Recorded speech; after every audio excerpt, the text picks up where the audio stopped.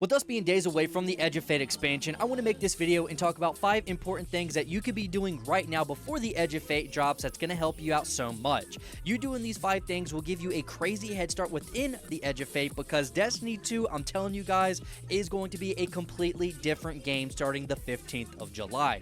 Now, maybe you don't have enough time to do all 5 of these. You could just do 1 or 2 of these, and it's going to help you out in major ways and help you be day 1 ready. But with all that being said, let's get into it. Now, the first thing that's going to help you prep for the Edge of Fate is going to be one of the most common things people have been doing for years now, and that is bounty prepping.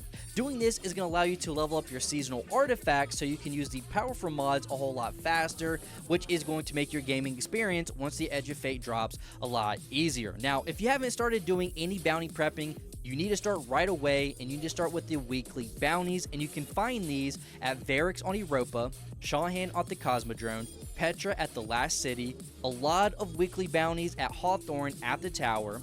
Now, if you go to the moon, you can go to the Lectern of Enhancement and Erismorn for some, and then you can go to the Xur Treasure Hoard and go to the Star Horse and Nimbus, and they have one as well. Now, once you've completed all the weekly bounties, then you're going to want to go into the daily bounties, do all those that you can, and if you have any more spots available for bounties that you can pick up, then you're going to want to go into the repeatable bounties. Just do as many bounties as you possibly can, and this is going to help out so much just leveling up as fast as possible once the Edge of Fate drops. Now, the next thing that we have here is going to be resources, and with upgrade modules going away, there's only 3 things that you should only care about farming right now, and that is going to be enhancement cores and prisms and ascendant shards. Now, the best way that I can personally tell you to farm these things is going to be daily lost sectors. Now, the footage that you're seeing right now, you're seeing in the background is me completing lost sectors in under 2 minutes, and I'm guaranteed a prism and a core every completion. I'm doing this for like 2-3 hours straight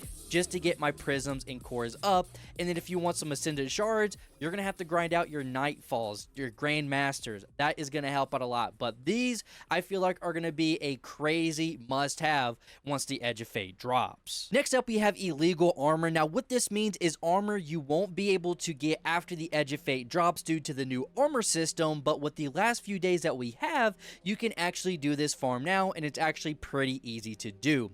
Now, the reason why you're going to want to start doing this farm is because within the new armor system in the Edge of Fate, after 100 stat, you get a bonus to a certain thing. So the only one that we're worried about is going to be mobility, and if you don't know this, mobility is turning into weapon damage after 100. So if you get past 100 or go up to 200, you're getting more damage on, the small minor combatants, and then if you get up to like 150, 200, you actually get more damage to your bosses. So this is going to help out a lot doing day 1 raid, contest mode dungeons and everything. This is very important to have. Now, to do this farm, all you really got to do is go to your ghost, and you're going to put on the mobility armor in the 3rd slot. So every piece of armor you get is going to have a minimum of 10 mobility, and it can go up to crazy stats. Now, the one that you're going to look for is at least 25 plus stat in the mobility. So once the Edge of Fate drops and you get a helmet, arm piece, chest piece, boots, you can actually put all the high mobility slots on for your armor, and it's going to turn into a lot of weapon damage. Now, in my opinion, the fastest way to get a lot of armor very quickly, if you're trying to hunt for good mobility pieces for your armor sets, is going to be your echograms that you can turn in through the fail safe. Now, what you're going to want to do before you do this is make sure you have the Legacy Hunter's Journal, because this is going to allow you to get echograms every time you complete a strike, crucible match, a gambit match, other activities like lost sectors and everything. You stack them up, try to get as many as you can, and then go to the failsafe and try turning in as many armor pieces. If you're looking for a head piece, chest piece, leg piece, an armor piece, you go through and just try to get as many mobility things that you can get, and just try getting as high as mobility as you possibly can. Next, we have our episodic weapons. Now, once the Edge of Fate drops, all of the episodic weapons and armor from Echoes, Revenant, and Heresy will be a lot more difficult to get. Now, the only way that we're going to be able to get them is from Xur every single weekend, and it's not even a guarantee which ones that we're going to get and if it's going to even be a perfect roll. Now, with this all being said here, I want to go over some of the weapons from each episode that you should get. Now, I do want to mention before I get into my weapon list, I'm not going to go through every single weapon from each episode because I don't want to make this video way too long. I'm just going to go over my 3 favorite weapons from each episode on how to get them and the best rolls you should have on them. And for our first one, we're going to go through our echoes, which the good thing about these is you can actually get these crafted, so you can get a guarantee 5 out of 5 god roll on this weapon. And we're going to start with the aberrant action, which is through our echo activities, our breach executables, the battleground echoes. You can actually farm this one out of the failsafe with your echograms as well. Now, what you're going to want to get on this one for your rolls is going to be heal clip and incandescent. This is one of the most important weapons that you should have right now because I think it's going to be a really good one in the Edge of Fate. Now, for weapon number 2 here for our echo weapons, we have the Lost Signal Grenade Launcher. Now, this is an area denial frame grenade launcher, one of my favorite ones to use in the game. I love using this grenade launcher when I'm using a prismatic build. Now, the god roll that you're going to want on this one, there's probably 2 that you could go with, which I think are really good. You have auto-loading holster and Vulpri weapon, and then you have auto-loading holster and One for All. Those are probably the 2 best ones, so you get one or the other, you're in a great spot. And then getting into our third weapon out of our echo weapons, we have the Accrasion. Now, this is a heavy burst arc pulse rifle. I love using this thing a lot.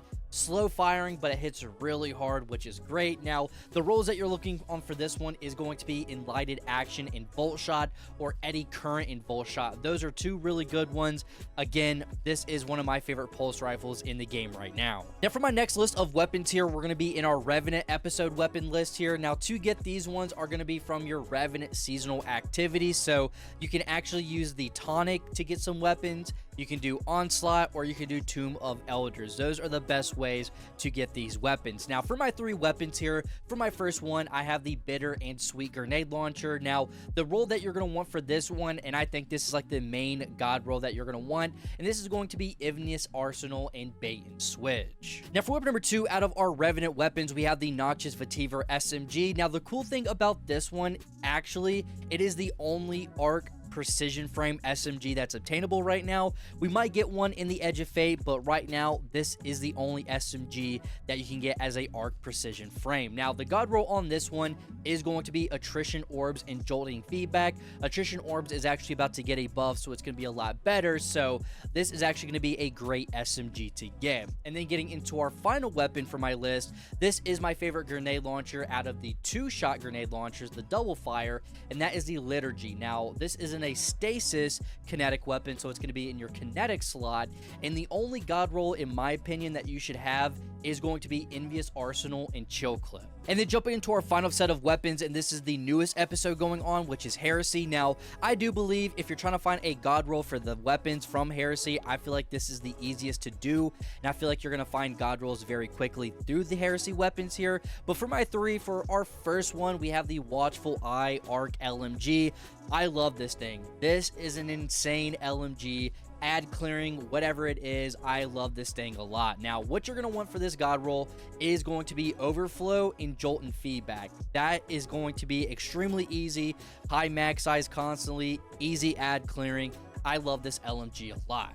Now, for weapon number 2 out of the Heresy list, I have the Psycho Pump Grenade Launcher. Now, we have another Area Denial Frame Grenade Launcher, and this is an arc one, which I do love a lot. Now, the god roll for this one, what you're going to want is going to be Abyssion Assassin and Rolling Storm. And then jumping into our final weapon here in this list, I have the Adamantite Auto Rifle, which is a support frame, so you can actually heal your teammates, which is great for, you know, contest mode, raids, dungeons, nightfalls, and everything. It is great, and the god roll you're going to want for this one is going to be Reciprocity, and it's going to be Circle of Life, so you're constantly healing people, and I just think these are the 3 best weapons from each episode. And then for the final thing in this video, I do want to talk about solar weapons. Now, solar weapons are going to be super important in the Edge of Fate because the artifact mods in the Edge of Fate is going to make solar weapons a lot better. So I'm telling you right now, you need to start finding the best solar weapons that you can, get the best god rolls, and if you need to find some good god rolls, you need to check out my latest video where I talk about the 10 best solar weapons you need to have before the Edge of Fate drops. But I hope this video helped you. If it did, make sure to hit that like button and subscribe to the channel and turn noties on, and I'll see you guys in the next one.